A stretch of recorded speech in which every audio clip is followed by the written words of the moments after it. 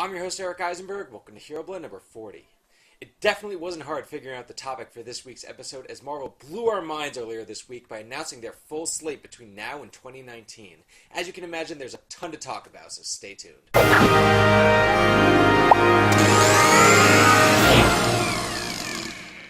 Welcome back, everyone. I am very excited to once again have on the show Miss Roth Cornet from IGN. Hello, thank you for having me. We've got a big kind of week here. I mean, I feel like I say that all the time, but yeah, this is kind of major and awesome. Happened. What do you mean? Yeah. Quiet news, slow news day. Slow news day. So, Roth, how was your Marvel day? Crazy. Yeah. So crazy. It was like mayhem, cats and dogs getting along, right. Total chaos. But it really was. It was one of those funny things that it was like, this is what we trained for, people. All hands on deck. Yeah. Let's get her done. It was Comic-Con in October, basically, and it was a ton of fun. I was actually at the El Capitan Theater when all this was going down. Very small, contained room with a lot of energy pumping out of it. Let's start with this conversation because there is so much to talk about. Like, I mean, obviously, a couple weeks ago we had Warner Brothers lay out their entire slate, but this is just absolutely massive. The way it's going to build on the future of the Marvel Cinematic Universe. What is your first takeaway from this lineup?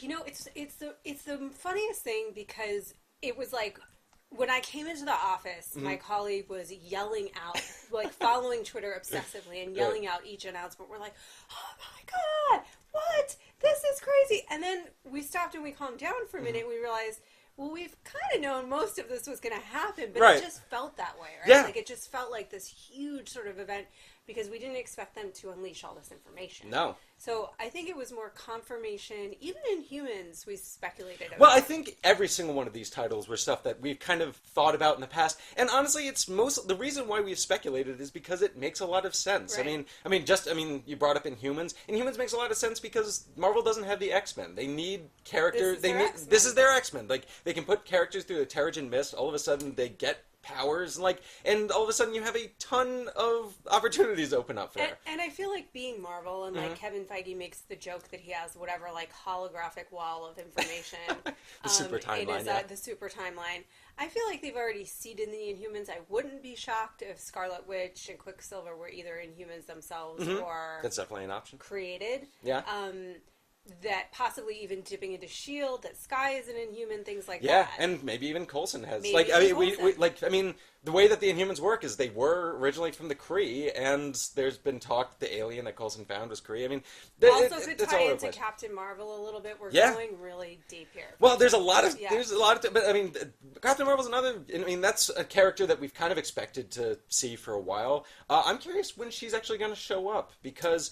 I mean, the thing is, about for example, Black Panther, DC announced that they had a Cyborg movie coming in 2020, but Black Panther's going to beat that by 3 years in the cinemas, which is kind of amazing. But Captain Marvel is going to be later than Wonder Woman, so I'm curious if we might actually get to see her sooner than later. What do you think about that? I do think so. There were some rumors, and I don't know how valid they are or not, that some stuff had been shot for Avengers 2 with Captain Marvel in it, but that's been cut since then. I don't know if that's true or not. I don't know if that means a recasting or they just thought this isn't how we want to Or if there's something else to do, sure. Right. I would imagine we would see her before because we're going to see Black Panther in Civil War. Yep. We'll talk about that in a minute and what that means. I would think that we would see her before, yeah.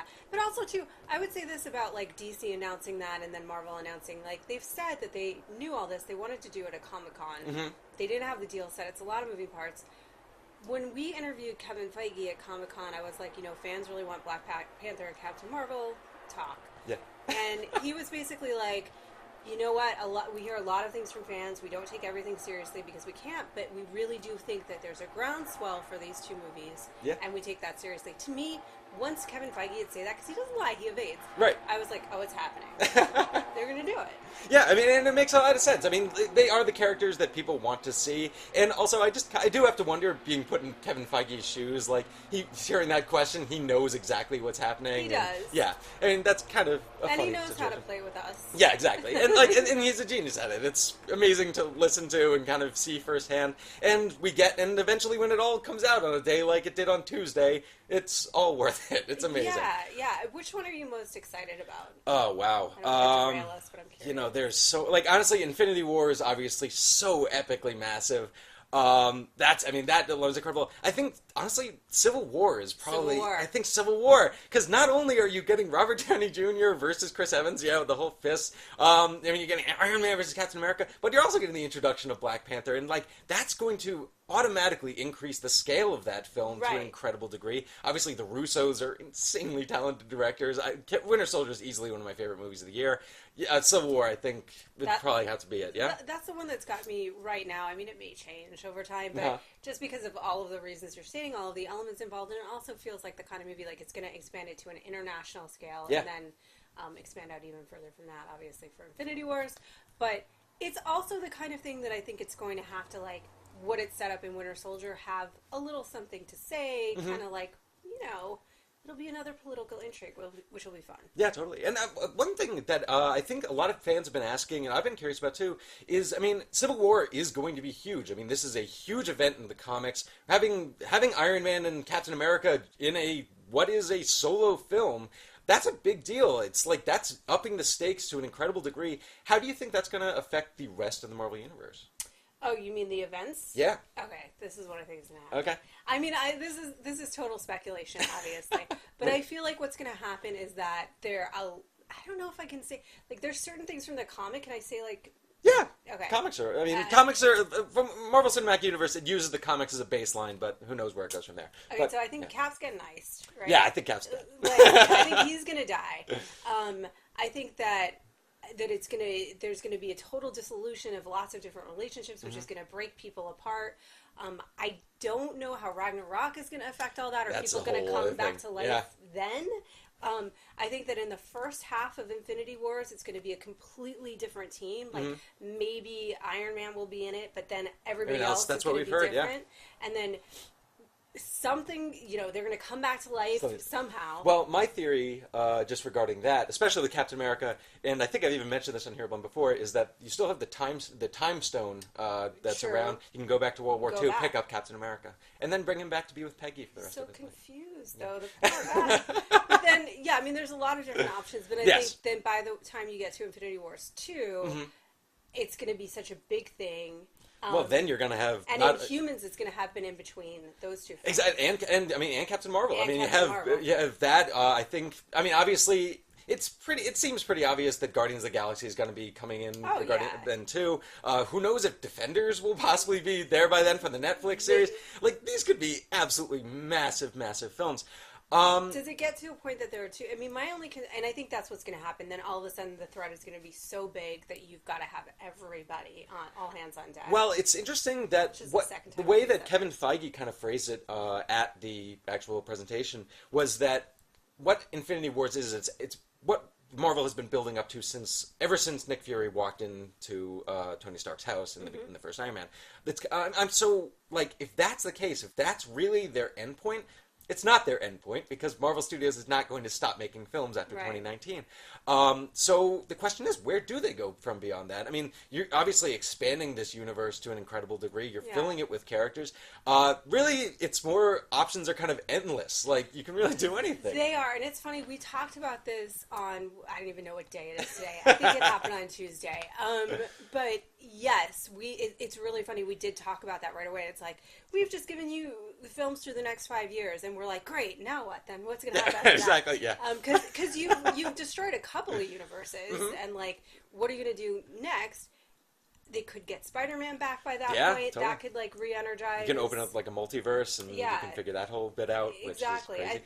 I think that there's still options for them, but it does feel like a very complete sort of... There's an arc.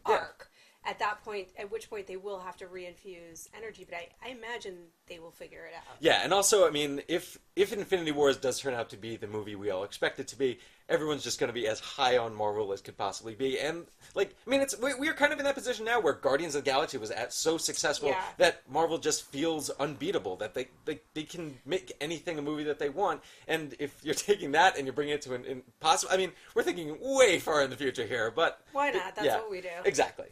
But, I mean, we haven't actually touched on... you briefly mentioned Thor Ragnarok, but that is another interesting project. For one, I'm very happy, and I'm sure many fans are happy, that Loki is coming back. But one thing that Kevin Feige said that I found fascinating was he said that it was going to the events of Thor Ragnarok were going to affect the Marvel Universe on the same level as Thor or as Captain America: The Winter Soldier.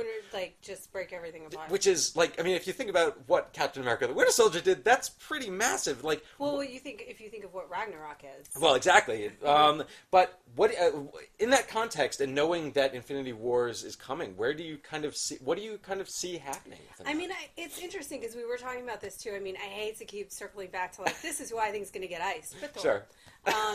You know, I think it's going to be possibly a total reset button in a way. You know, I don't know. It's a really good question, but that's the only thing I could think is that that's the moment where somehow, you know, it's like the dissolution of this universe. It's the end of the world to some degree, or that world.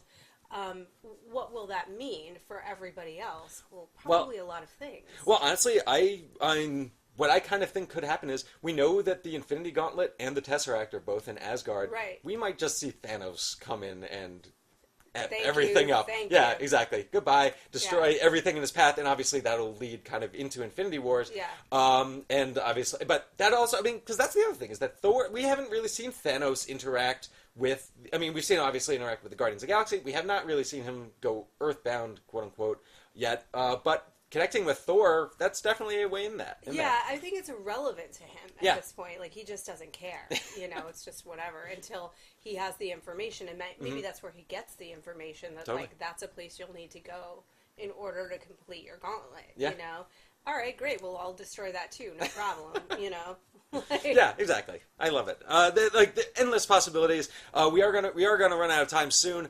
Roth, let me hear your final thoughts. I know that it's hard to package final thoughts in a day like this, but I mean, I think that the reason that this felt so big, and I think that why it felt so exciting, is besides the fact that Marvel really knows how to galvanize their fan base and make us feel like we're a part of it, and it's this big show and event. Is because, like you said, we're coming off of Captain America: The Winter Soldier, and Guardians of the Galaxy. I mean, it's like being at that guy, my friend said this, at the craps table that's just so hot. And everybody wants to be around them because you want to see what happens next. Exactly. And you want to be part of it. You like when you're creating this many successful things, when you're making such incredibly entertaining things, people just want to be involved. And I mean, it's kind of unfortunate that 2019 is 5 years away. Like, that's a long time to wait for all of these Lots huge movies. Lots of movies in between. Lots of movies in between that'll hopefully, like, satiate us for now. Roth, thank you so much for being on the show with me again this week. It's fun.